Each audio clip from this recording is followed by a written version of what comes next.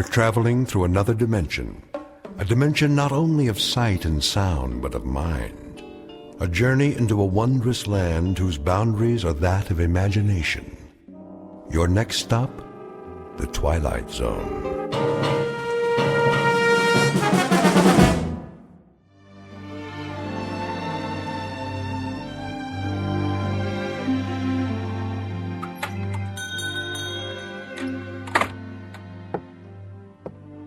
Morning, Mr. Castle. Hello, Ned. Any mail today? Got it right here. Where's my registered letter? Registered? Oh, I didn't see one. The one that says I won the Publishers House sweepstakes. Oh, well, I'll keep an eye out for it. I entered that one myself. Instead, I get only bills. Yeah, the check's in the mail, Mr. Castle. Say, maybe tomorrow, huh? Maybe. See ya.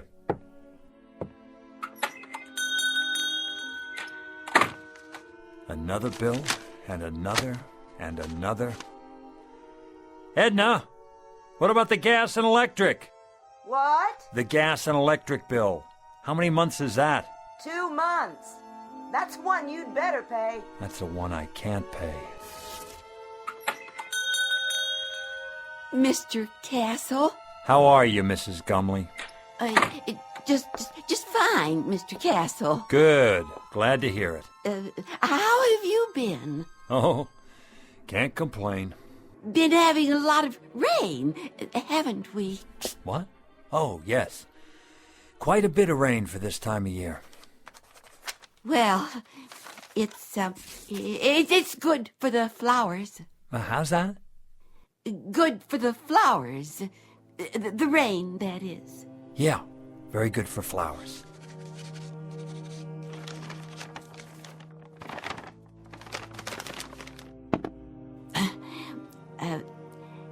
An heirloom today, Mr. Castle. An heirloom, Mrs. Gumley. You don't say. Oh, yes, Mr. Castle. Been in my family for years. Has it now? Years and years. It's supposed to be very valuable. Hand-blown glass is what it is. Mrs. Gumley, it's just a plain old glass wine bottle. Do you know what it's worth, actually? Nothing. Not even a deposit. If you could find the store where it came from, that's what they'd give you. Nothing. I could let it go for $1. Mrs. Gumley, if I could spare $1, I'd give it to you. Believe me, I would. But things have been rough here. The pawn shop business isn't what it used to be. I'm so in debt myself that... I see. Wait a moment. Yes.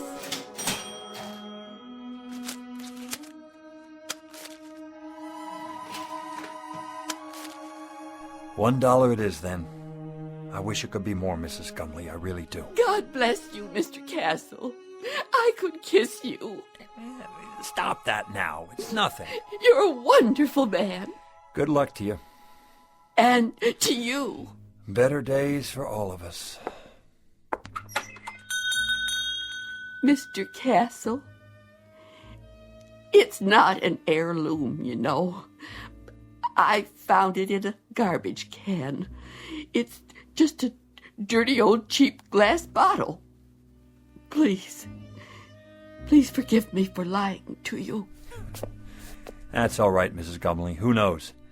Maybe it'll turn out to be an heirloom. We'll just have to wait and see.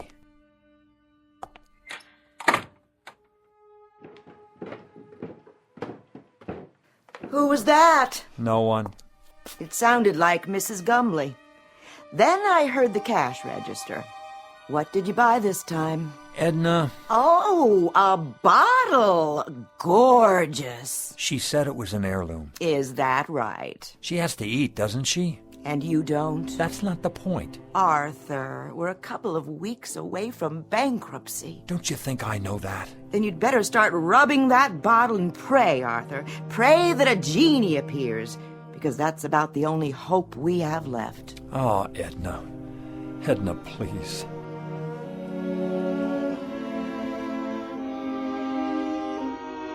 Mr. and Mrs. Arthur Castle, suspended in that brief fragment of time before fate comes out of a bottle. Mr. and Mrs. Arthur Castle, gentle and infinitely patient people whose lives have been a hope chest with a rusty lock and a lost set of keys. But in just a moment, that hope chest will be opened, and an improbable phantom will try to bedeck the drabness of these two people's failure-laden lives with the gold and precious stones of fulfillment. Mr. and Mrs. Arthur Castle, standing on the outskirts and about to enter the Twilight Zone.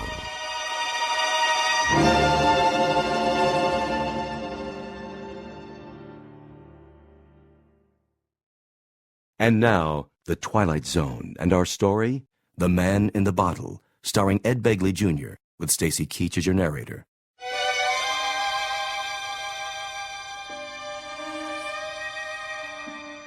Here, give me the bottle straight into the trash with it. If you won't do it, I will. Wait, it's worth a couple of cents. A couple of cents, Arthur. A couple of cents. We've got more creditors than we've got cheap watches. You promised me no more handouts. Look, Edna, maybe all that's left for me is to try and find someone who I can feel sorry for. Can you understand that? I need to feel that I'm doing something of value. Maybe a man can be a failure for only so long, and then it catches up with him. Arthur, you're not a failure. Of course I am. Look around you, Edna. In this clutter you see the legacy of 100 years.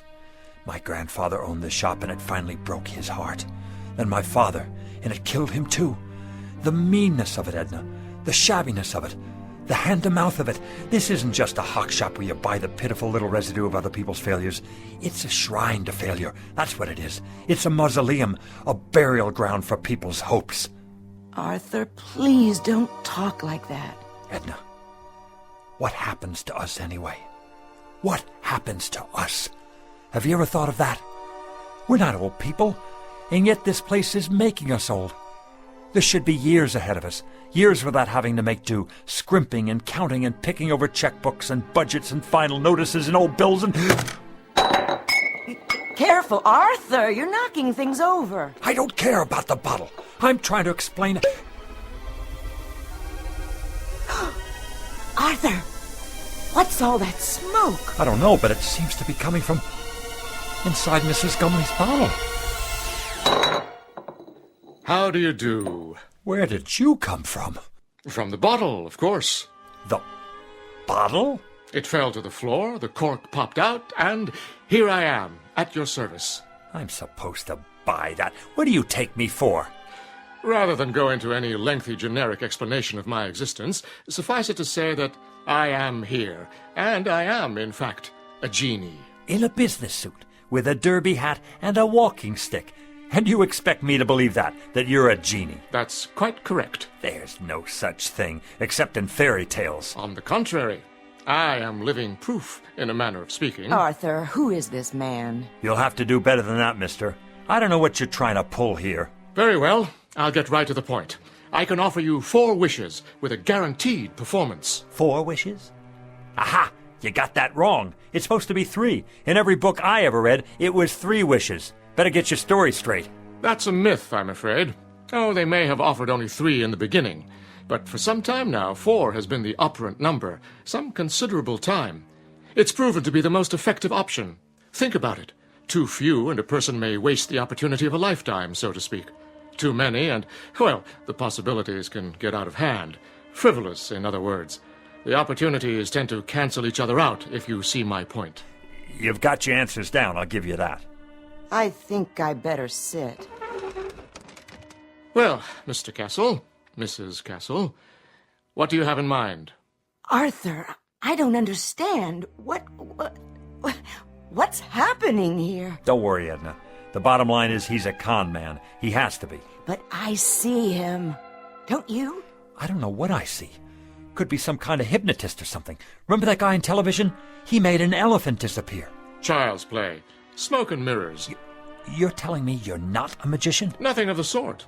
I grant 4 wishes to the owner and then go back inside the bottle for a century and a day. 100 years. Inside a bottle. Plus 1 day. A nice touch, don't you agree? Until a summons comes from the next owner. What if there isn't another owner? But, my dear fellow, there must be. Consider the span of a man's life. 70. Isn't that the tradition?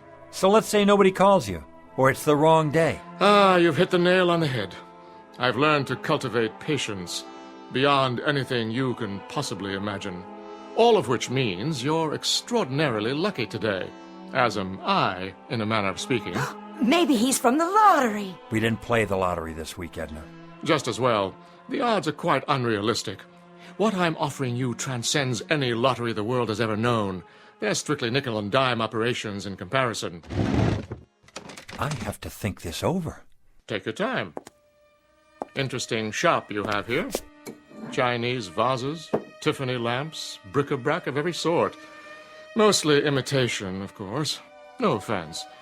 Nonetheless, I have the distinct feeling I've seen some of these items before. How could you if you haven't been out of the bottle in 100 years? I meant the originals. The originals?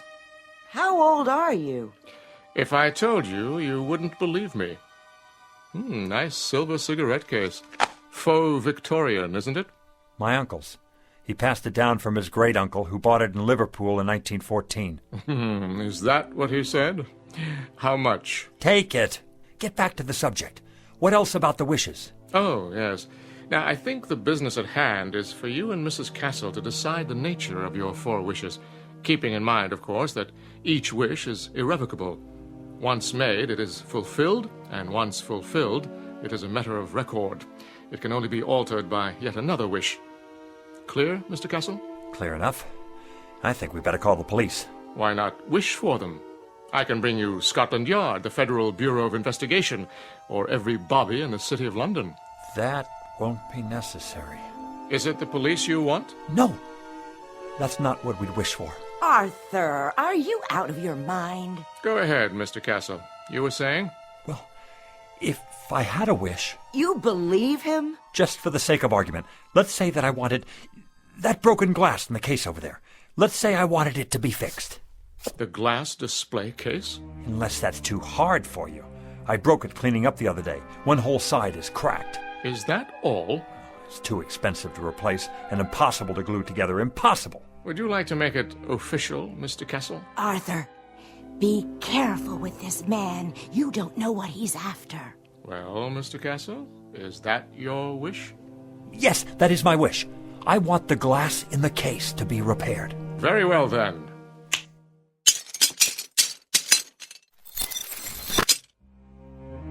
Am I dreaming?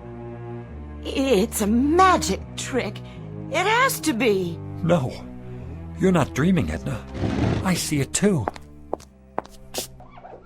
It's like new. How did you do that? Next. What? Well, Mr. Castle, you have 3 wishes left. 3 wishes. 3. Edna, 3 wishes. Anything we want. Think, Edna, think. What do we want? Why, I don't know. I asked you to think. I'm frightened. A new shop, Edna. An expensive shop on 5th Avenue. We could have that just for the asking. But Arthur... Or travel. Take trips.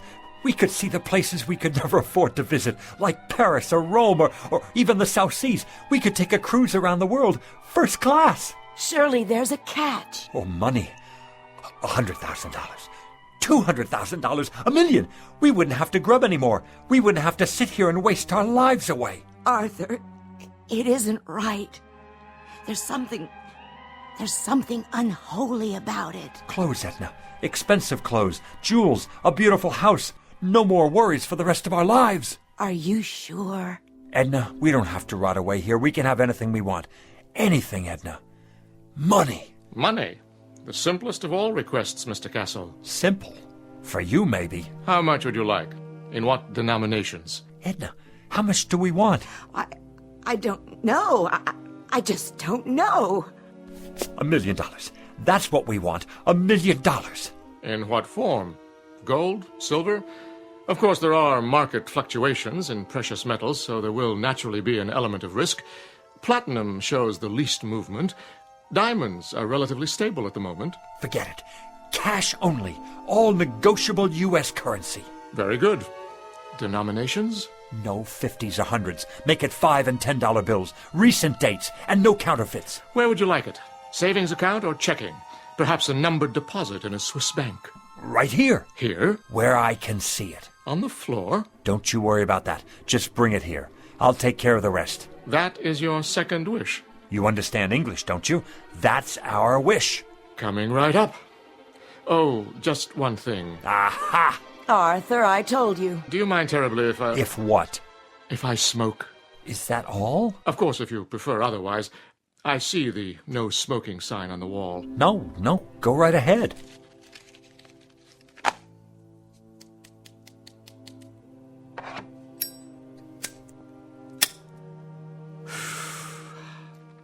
Very well.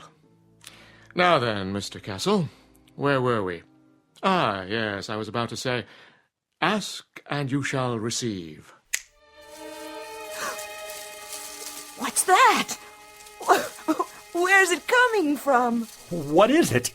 It's money. Look at it. A rain of money. Edna, $1 million, Edna. $1 million.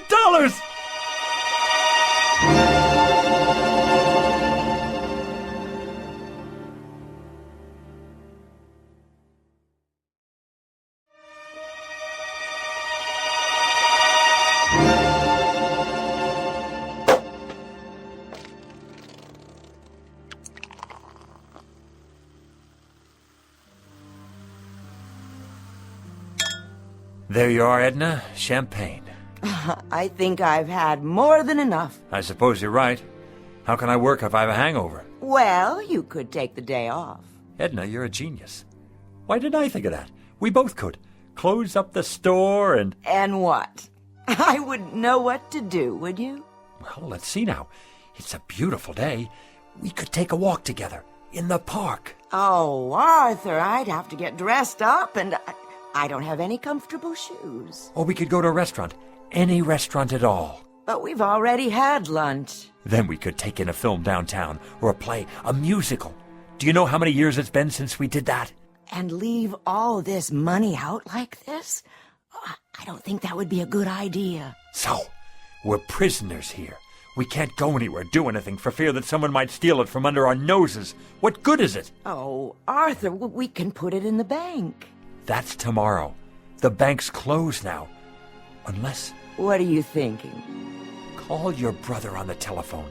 Tell him to come over here. He needs money for his operation, remember? Oh, I like that idea. And while you're at it, call Avritton, the butcher, and Mrs. Tiola, and the checker at the market. And that nice girl at the bank. And the dry cleaner. And here, look in the book. All our old customers, the ones who can't afford to get their valuables out of hock. Call them all, every one. What will I say? Tell them we need their help.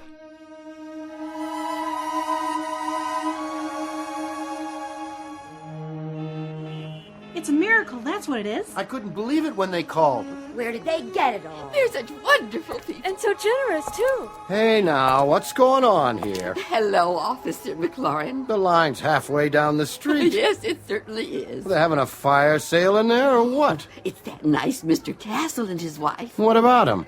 They're redeeming things. What things? All kinds of things, as long as you've got your pawn ticket. Even if you don't, they remember. They're redeeming us. That's what they're doing. It's the loveliest gesture I've ever seen. Hi there, Mrs. Gumley. Beautiful day. Indeed it is. Your turn, Mrs. Gumley. Go on in. Hold on. Where'd you get that fistful of money? Right inside, officer. From Mr. and Mrs. Castle, bless their souls. What are they doing, running numbers? Nothing like that. Strictly legit. You're telling me they gave it to you? Sure did. Enough to pay off their tab at the butcher shop and then some. Plus the next 10 years in advance. And whereabouts did they get this bankroll? Don't ask me. But their ship sure must have come in big time. The horses, was it? Or the lottery? I heard it was the sweepstakes that came in the mail. No, it was their cousin. He died and left them a fortune. Well, we'll just have to see about that. They're not breaking any laws. I haven't had my turn yet. You're not going to arrest them, are you? Maybe not, but I'll keep a close eye on the situation. In the meantime, I know someone who might be real interested in all this. Don't you people go blocking the sidewalk now.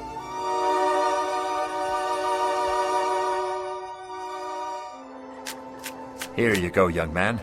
Pay off that mortgage now. I will. And then go have yourself a ball.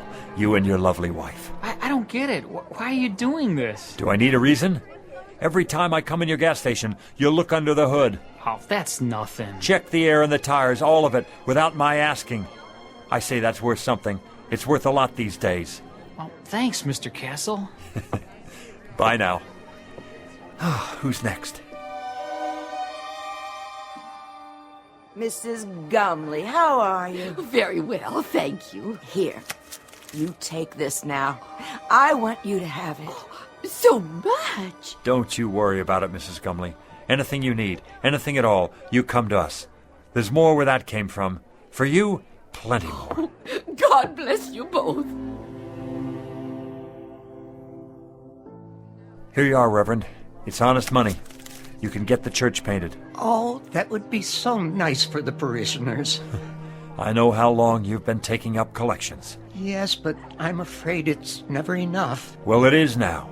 Consider it done. Well, thank you. I'll consider it a donation. But why are you giving me this money, Mrs. Castle? Why? Because you're so bright and cheery every time I'm in the market. Oh, Mrs. Castle, thank you. You put this in the bank now for when you get married. And for you, Mr. Jacks? And you too, Mrs. Tiola. You have a nice day now.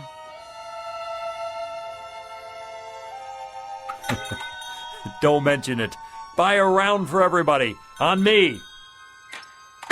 Is that all of them? Oh, for now. Put the close sign in the window, would you please? Of course, dear. Whew. Now that's what I call a day's work.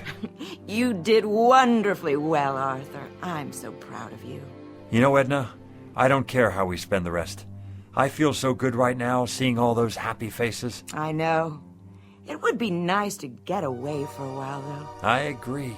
Some time in the sun, nothing fancy. How much do we have left? Look in the box. It's still practically full. We didn't put a dent in it. Your father would be proud. Rest his soul. And your grandfather. Tell me your opinion about something, Edna. If you like, dear. I'm wondering, do you suppose I still need to carry on the family business? Well, We don't have a son or daughter. I'd say you've more than done enough, Arthur. All these years. Even if we did have kids, I'd rather leave them money to start their own business. Something with a future. What about your cousin's children? Oh, that would be a wonderful present. And what about you? You've been so patient all these years. What would you like? Well, first, of course, you're going to retire. No ifs, ands, or buts. And then, wherever you'd like to live, Arthur, as long as we're together. Of course we'll be together. You think I'm going to take up with a young floozy? Oh, no, I don't think that. You wouldn't. It's not in your nature. But you're tired. You need to rest. We both do. Rest and live.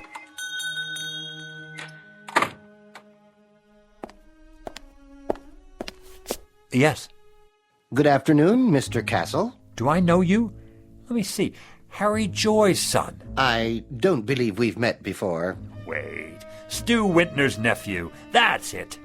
Not quite. Are you from the life insurance company? Because if you are, we've got your payment right here. Just let me count it out for you. In cash. Is that all right? That's not necessary. Or we could write you a check just as soon as we make a deposit. And quite a deposit it will be by the looks of all this. I told you, Arthur, we should have put it away. Let me give you my card. Internal Revenue Service. That's correct. There's a matter of an income tax, Mr. Castle. You just send us the bill and we'll pay it. But send the bill in a hurry, would you please? My wife and I will be taking off for Europe very shortly. Oh, could we? Consider it done. Where would you like to go first? The Eiffel Tower, an African safari, waltzing in Vienna, perhaps? Dancing. We haven't been dancing since I don't remember. All that's about to change. Madame, may I have this dance? You may, sir. My, you're looking handsome. And you're beautiful, my dear.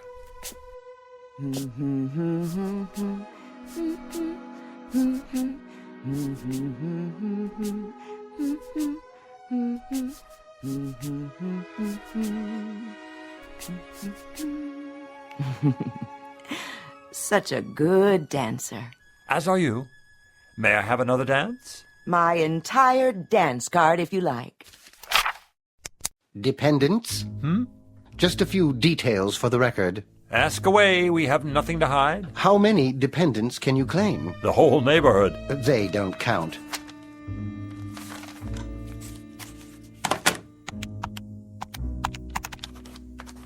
Wait. What's that figure? The one you just wrote down? Beginning with a sum of $1 million, taxed on the basis of a husband and wife, using the standard deductions and taking into account unpaid back taxes, approximately $907,000. That's how much I have left? Good! Fabulous! That's how much you owe the government. I beg your pardon? In addition, there's a state income tax involved, which, using thumb rule, would come to a rough figure of $35,000. You mean hundreds, don't you? Then there will be a matter of a 5% penalty. For what? If you fail to file a declaration within 30 days of today's date, but I'm sure you won't let that happen. The whole thing will amount to about, roughly, mind you, let's see here, $942,640. Arthur, we've given away a lot of money already. I'll figure out how much.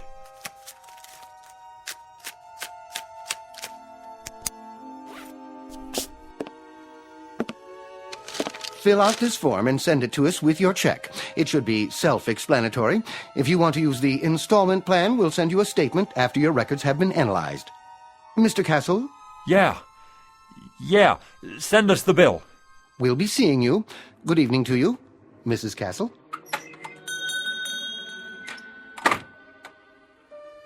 I wonder if we can appeal it. Help me, Edna. You take this pile. 76, 77, 78...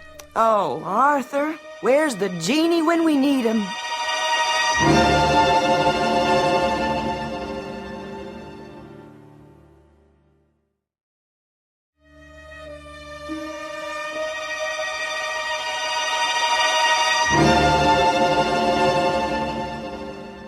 Well, how much is there?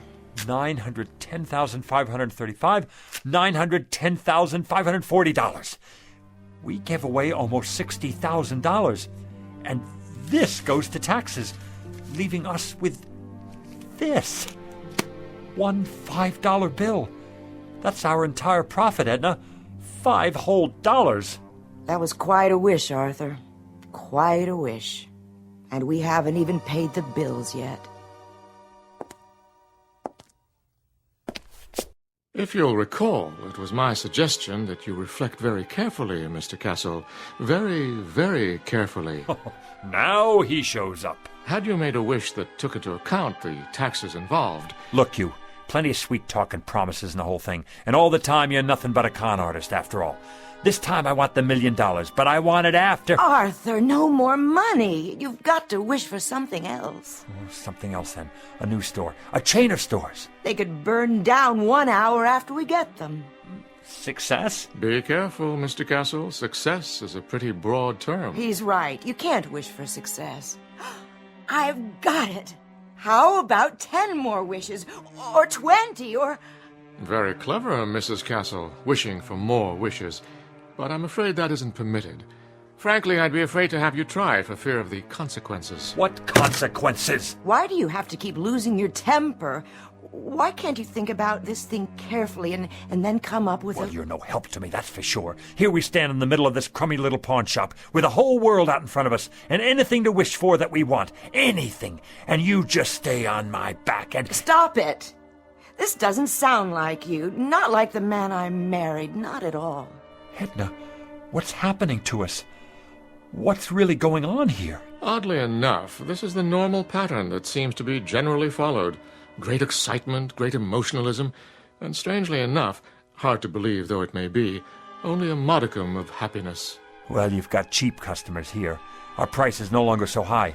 We're people who haven't had much happiness. People who've carried a crummy hock shop on their backs all their lives. What, Edna? Tell me, what do we wish for? I don't know, Arthur. I just don't know. What about it? What can I wish for now? What can come to me without tricks? Without tricks? I question the semantics here, Mr. Castle. There are no tricks involved.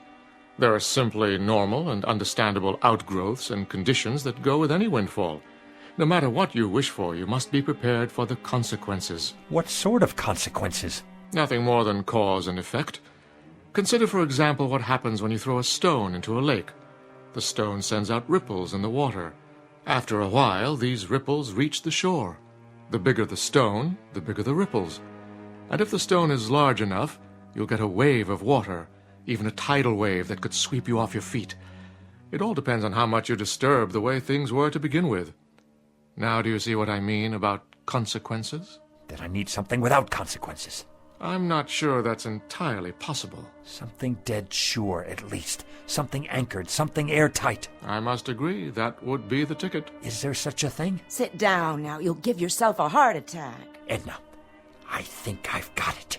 I think I know what it is. What, Arthur? Power, Edna. Power, prerogatives, to be in charge of something, to be a boss, to be a leader, with respect and the freedom to live as one likes. We could wish for that. Possible. Very possible. President of a corporation? That sort of thing? We could be sued, go bankrupt. Warden of a prison? That's idiotic. Mayor of a city? We could get voted out of office, and then what? Wait a minute. I know what. Head of a country. Ruler of a whole country, that's it. Who can't be voted out of office. What about it, Jeannie? I want to be the head of a country who can't be voted out of office. Is that your wish? Do you want to be more specific than that? Hold on. Let me give it to you this way. I want to be the head of a foreign country who can't be voted out of office. But it must be a major country, well known, not some poverty-stricken third world place, and not in ancient times either, in modern history. How do you define modern? Within my lifetime, and developed. A fully industrialized country with millions of educated people where I'm very popular and can't be voted out of office. No problem. You sure? Of course I'm sure. I mean, what about the consequences? Consequences, Mr. Castle? I've already told you. You run the risk of consequences no matter what you wish for, like the ripples in a stream. There's no predicting, at least not with absolute certainty, where they'll lead. All right, then. Go ahead, Arthur. Wish for that. The thing you said. I want to be the head of a foreign country, just as I've described it. Now it's your turn, Jeannie. Take over. As you wish, Mr. Castle. As you wish.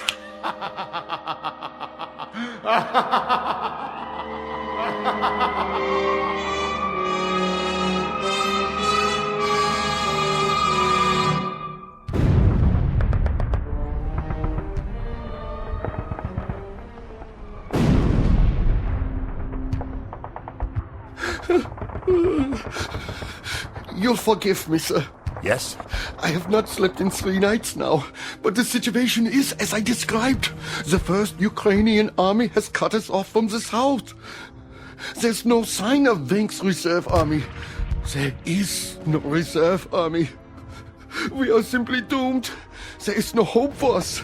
From now on, it is just a mass suicide. Did you hear what I said? They are already in Berlin. What about it, Führer? Führer? What do you want to do? Why do you call me that name? Here is what you asked for. Very quick and very painless, mein Führer. And we have the gasoline for you and Fräulein Braun when you're finished. Head of a country. Can't be voted out of office. It's the end of the war and I'm in a bunker and I'm Heil Hitler! It's almost the end. I've given them the poison. They'll take the bodies out into the courtyard and burn them when it's finished. Have the gasoline ready.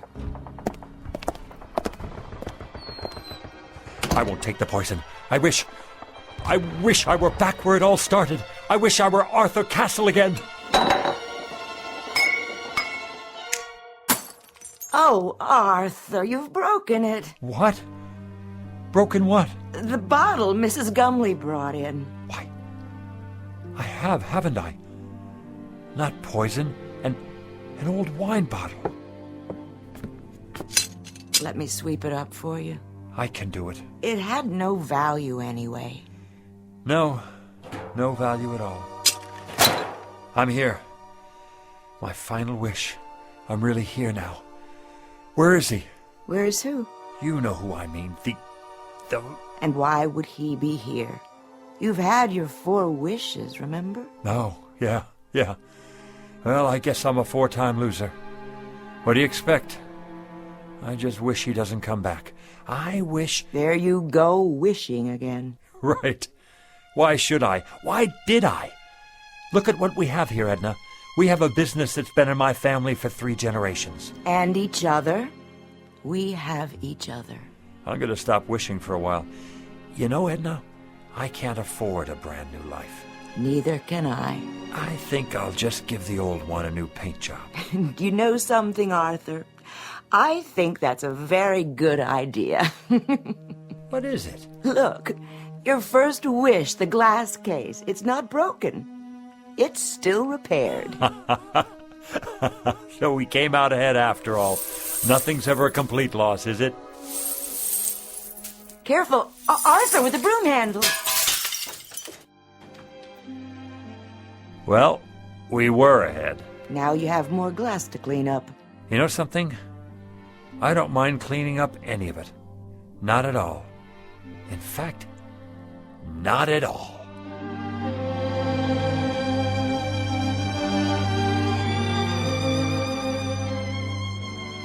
A poet named Lowell said it, something to the effect that granting our wish is one of fate's saddest jokes.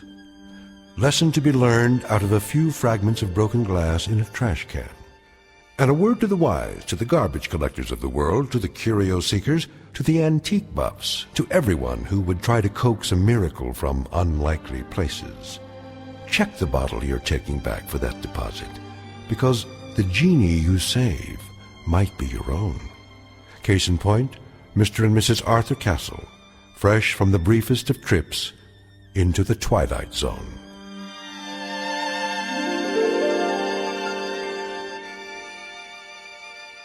Back to the Twilight Zone after these brief words. You are about to enter another dimension, a dimension not only of sight and sound, but of mind, a journey into a wondrous land of imagination. Next stop, the Twilight Zone. Hi, this is Stacy Keach. I'd like to take a moment to tell you about our Twilight Zone website at twilightzoneradio.com. At twilightzoneradio.com, you'll find the latest information on these Twilight Zone radio dramas, including behind-the-scenes photographs, plus the newest product releases, trivia contests, ways to contact us, other Twilight Zone-related info and merchandise, plus links to other fascinating websites. So make your next stop twilightzoneradio.com.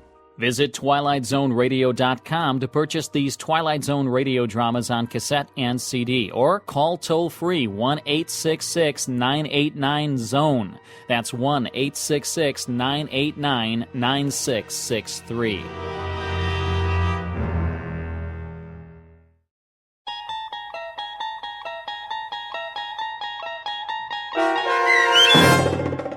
The Man in the Bottle, starring Ed Begley Jr., with Stacy Keach as your narrator, was adapted for radio by Dennis Etchison and based on a script by Rod Serling. Heard in the cast were Linda Ryder, David Darlow, Guy Burrill, Rosalind Alexander, Richard Hensel, Rich Komanek, Carl Amari, Diane Trice, Irene Olson, and Richard Shavzin. To learn more about the Twilight Zone radio dramas and to obtain audio cassettes and CDs of these programs, visit our website at twilightzoneradio.com. The producers of The Twilight Zone wish to thank CBS Enterprises, Carol Serling, Dennis Etchison, Dick Brescia Associates, Claire Simon Casting, Terry Jennings, XM Satellite Radio, the American Forces Radio and Television Service, Sirius Satellite Radio, our sponsors, and our radio affiliates for helping make this series possible. This copyrighted radio series is produced and directed by Carl Amari and Roger Wolski for Falcon Picture Group. Doug James speaking.